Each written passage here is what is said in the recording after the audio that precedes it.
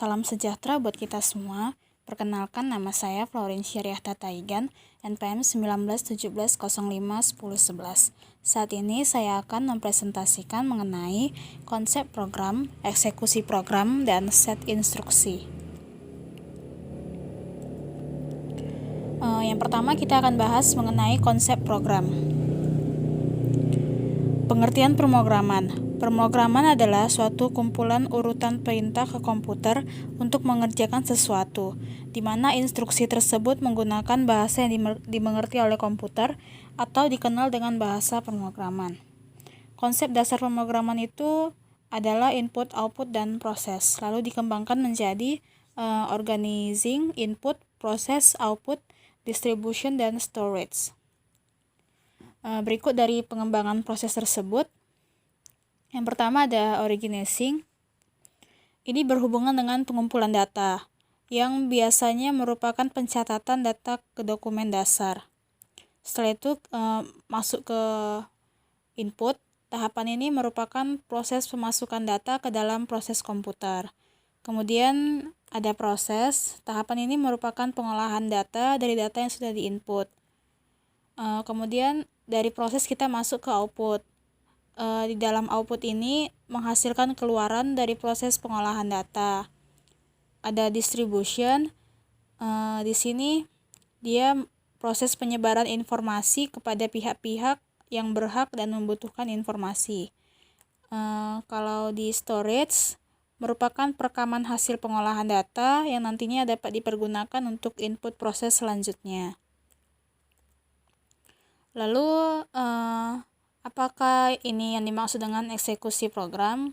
Eksekusi program adalah fungsi dasar komputer yang prosesnya dengan cara mengambil pengolah instruksi dengan langkah instruksi baca dari CPU dan CPU mengeksekusi setiap instruksi. Siklus eksekusi program. Berikut adalah contoh dari siklus eksekusi program. Penjelasannya, pertama itu ada PC atau program counter. Ini berisi angka 300. Maka instruksi yang akan diambil adalah instruksi yang terletak di memori 300. Kemudian kita masuk ke kode 1940, merupakan instruksi dengan kode operasi. Yang diikuti 940 ini merupakan alamat dari operasi. Setelah itu PC menambah 1 increment sehingga isinya menjadi 301. Artinya instruksi berikutnya yang harus diambil dari memori dan dieksekusi terletak di dalam alamat 301. Lalu itu penjumlahan antara isi akumulator dengan isi memori yang alamatnya itu di sebelah angka 5. Kemudian PC menambah 1, isinya menjadi 302 yang tadinya 301. Kemudian arti 2941 ini adalah perintah untuk mengcopy isi akumulator ke dalam alamat memori 941. Lalu ada set instruksi. Set instruksi ini adalah sekumpulan lengkap instruksi yang dapat dimengerti oleh CPU.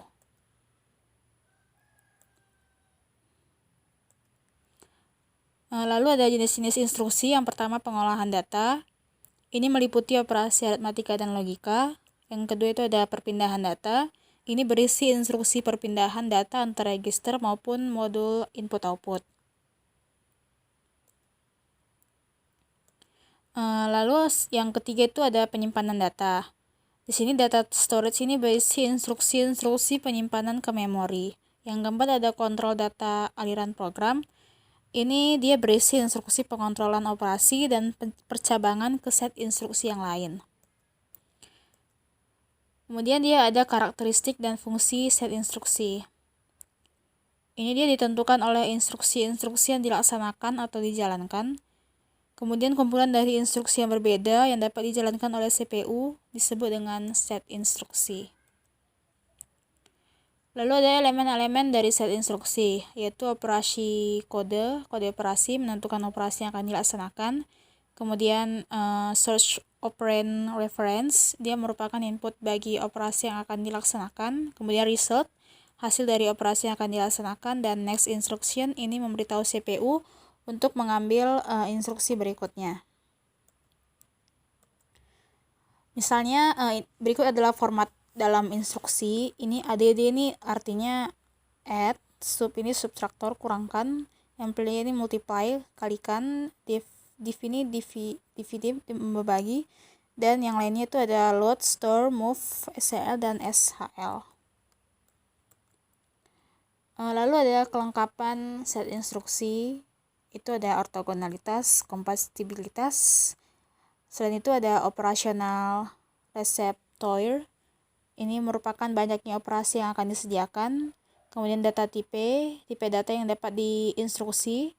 Kemudian ada register, banyak register yang digunakan. Addressing, mode pengamalan dengan format instruksi. Dan catatannya, suatu instruksi ini dari beberapa file ini disesuaikan oleh elemen-elemen dalam instruksi tersebut. Layout dari sebuah instruksi ini disebut dengan format instruksi atau instruction format. Jadi format-format instruksi itu yang ini tadi, yang sebelumnya.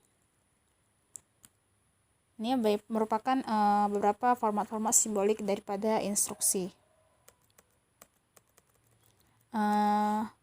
Sekianlah hasil presentasi dari saya. Apabila ada salah kata, saya mohon maaf. Saya akhiri. Sekian dan terima kasih. Shalom.